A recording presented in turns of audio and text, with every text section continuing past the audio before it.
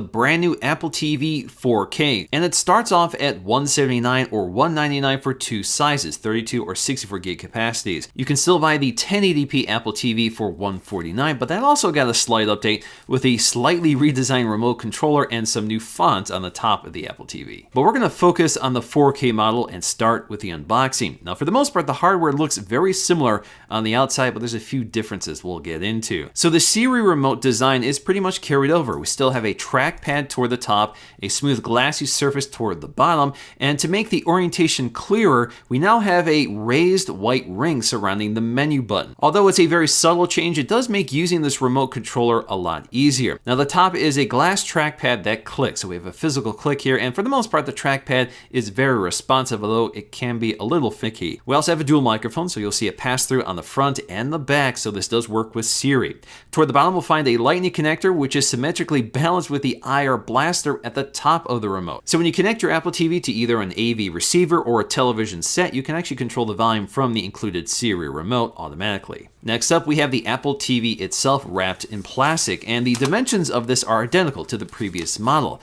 But there is a slight change, which you'll notice on the bottom, and that's because we have ventilation and a fan built into the Apple TV, and that's because it's running a bit hotter, and that's because we have that A10 CPU, which is doing a few other things besides just powering 4K video.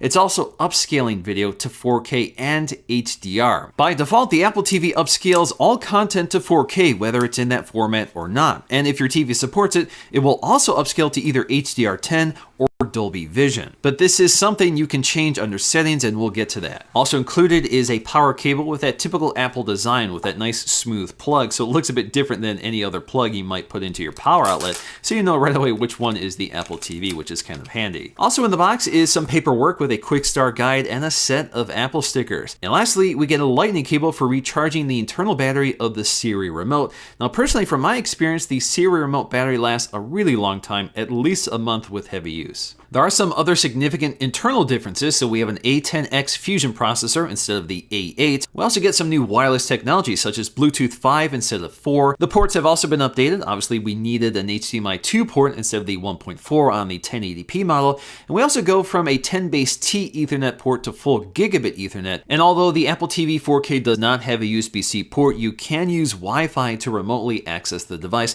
including for screen recording. And if you have a sharp eye for fonts, you'll notice a change here with a new generation, and this applies actually to the old one as well, so they actually updated it just for the font style. And I'm not a font expert, but the top of the T on the new font is flat instead of angled. Now, it's very important to keep in mind that you will need your own 4K capable HDMI cable because one is not included. In fact, Apple sells one from Belkin that looks a lot like Apple's previous HDMI cable. Setup on the Apple TV is pretty simple. Once you select your language and country, all you have to do is select whether you want to set up this device manually or use another device to transfer your information, such as an iPhone. So in that case, all you have to do is hold your device near the Apple TV, and this will initiate the setup sequence. So essentially, this transfers your account information and Wi-Fi setup to the Apple TV from your iPhone, and all you have to do is enter in your iTunes password. Now, if your TV provider supports it, we also have universal sign-in. So for apps that require authentication with the provider, the Apple TV will automatically enter in that information, so you don't have to do it with each app. Another new feature with tvOS 11 that makes setup really easy is home screen syncing. So this will automatically sync your home screen between Apple TV devices. So if you have this set up on another Apple TV, this will automatically install the apps from your previous Apple TV and arrange them in the order you had them, including the folders. You can also enable location services, and you can also automatically download new video screensavers. Next up is the setup process for Dolby Vision or HDR. Now, the Apple TV can recognize whether your TV supports it or not, but you have to make sure that your TV actually has enabled that feature on the HDMI port. Now, some TVs will prompt you to restart in order to switch to the HDR mode. Now, once you verify that your TV supports HDR or Dolby Vision, you get it full time, so the entire interface and every single video is upscaled to that HDR format. Now, I think the primary reason Apple prefers to do it this way is to avoid the interruption of mode switching, which is one of the problems of HDR. 4K HDR is becoming more widely available on streaming services such as Netflix, Vudu, and Amazon. So it's actually pretty easy to get a demo of this right out of the box, assuming you have those services available to you. And the other great news is that most new releases through iTunes also support 4K and HDR. And if you're like me with a large library of movies, everything that is available with 4K HDR will automatically simply be upscaled free of charge. In fact, HD movies and 4K movies cost the same, so there's no difference or price increase. Unfortunately, one of the biggest sources for 4K content on the internet, YouTube, does not work fully with the Apple TV, so you cannot get 4K through YouTube on the Apple TV, and that's because YouTube is using the VP9 standard, which Apple does not support. One of the other issues right now is that Apple TV does not support Dolby Atmos, but apparently that's coming with a future software update, so right now I don't think it's a big issue. So it goes without saying that you do need a 4K TV to take full advantage of the Apple TV 4K, but this will automatically scale to the correct format and resolution of the TV you connect it to. So even if you have an older TV, this will work with it. But to take full advantage of what the Apple TV can output, you need a fairly recent high-end 4K TV with Dolby Vision that runs at 60 Hz, and not all 4K TVs support this yet. So for example, my LG 65-inch B6 OLED from last year does not support 60 Hz Dolby Vision, but my E7 from this year does. And that's a very expensive high-end OLED TV, but definitely the best way of experiencing your Apple TV. Now, just like the previous generation, the Apple TV 4K is also a gaming platform, and is basically the same iOS gaming platform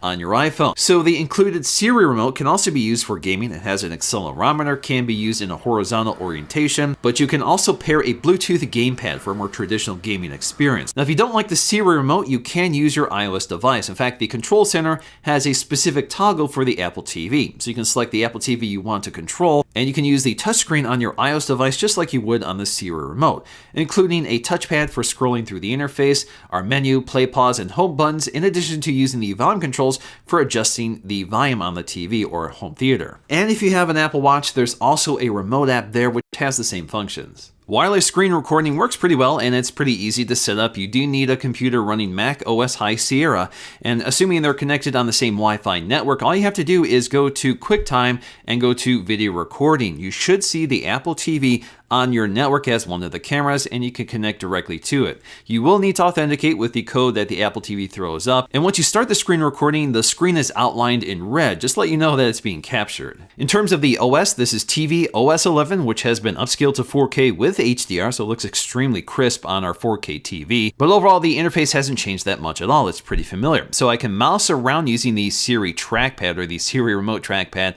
and then I can select any app I want to launch into. That includes search, settings, and much more. Now, when I mouse around this top row, you can see I get a preview of what each item holds in the top row. So that gives me access to movies, TV shows, the App Store, and my photo gallery. Now, you can modify this as well. So all I have to do is tap and hold. And this allows us to move these around. So if I want to move this out of the top row, I can certainly do that. Now for apps that I've installed, such as YouTube here, what I can do is tap and hold and drag it over top of another app to create a folder. So I can create as many folders as I want. I click to drop it in place. Now if I go back to the editor here, so again, I'm in this editing mode. If I press the pause play button for more options, this allows me to delete the app. So this will uninstall the app, or I can move it to one of the other folders I have, or move it back to the home screen. So this interface is a bit different than something like iOS. Now, if I take a look at one of these titles, such as War of the Planets, since this is a newer movie, I should see some options up top, which indicates that this is available in 4K and HDR.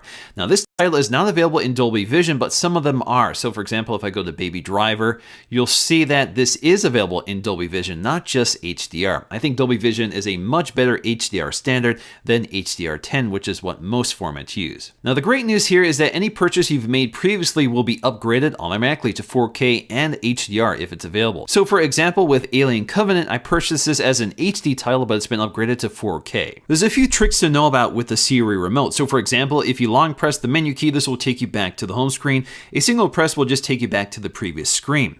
Now, if you double press the home key, this will actually bring you to the multitasker or the recent apps view. So this allows you to cycle through the previous apps and can quickly jump between them. And if you want to swipe up to dismiss them, you can, just like you would on iOS. And if you long press the pause play button, this will give you the option to switch between different speakers. So if you want to output the audio to different devices, you get an option list right here. Now, if you hit the home key, this will take you back to the TV app. Now, this app aggregates all of the media across all of your apps. So this is a one-stop location for everything, although not all apps participate, such as Netflix. So for example, the Orville is from the Fox Now app, which you can see in the upper right corner. Will and Grace is from the NBC app, as well as Star Trek Discovery, which is from the CBS app. So as long as I've logged into those apps and they're installed on my Apple TV, all of that will be integrated into this one app, and it's pretty handy, although again, Netflix is not included, which is where I spend most of my time. Siri remains a big part of the interface for the Apple TV. So for example, we can bring up a search for one of the titles we might want to watch.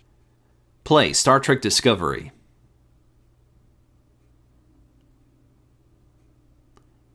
So that's a very specific search, and this will take me to the CBS app, which plays Star Trek Discovery and picks up where I last left off. But I can also tell it to do things such as skip ahead 10 seconds.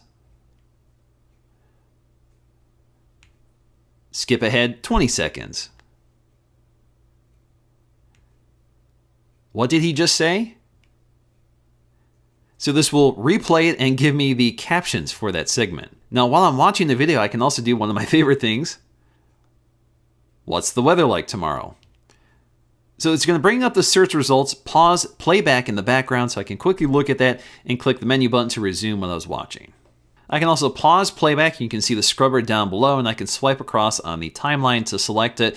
Now, different apps will behave differently. So for example, in iTunes, I would get a preview of what I was scribing to. In the case of the CBS All Access app, I don't get that capability. I can also be less specific. Play a good science fiction movie.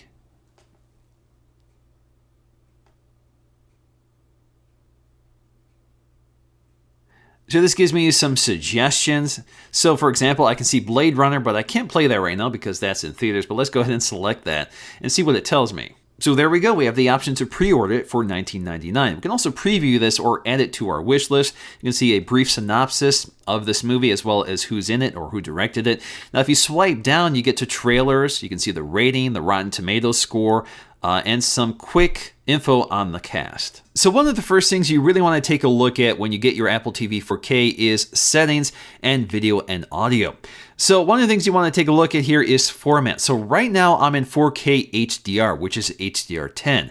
What I'm not seeing here is Dolby Vision on this TV, and that's because this TV doesn't support Dolby Vision at 60 Hertz. It only supports it at 30 Hertz. You might find that to be the case with your TV as well. So we have a number of formats we can select. So if you want to turn off HDR, you can do that, because otherwise HDR is on all the time. So it converts everything to HDR, either Dolby Vision or HDR10. And you can also see that 60 Hertz is prioritized here. So you only see 60 Hertz resolutions, but we can go to other formats and select quite a few others.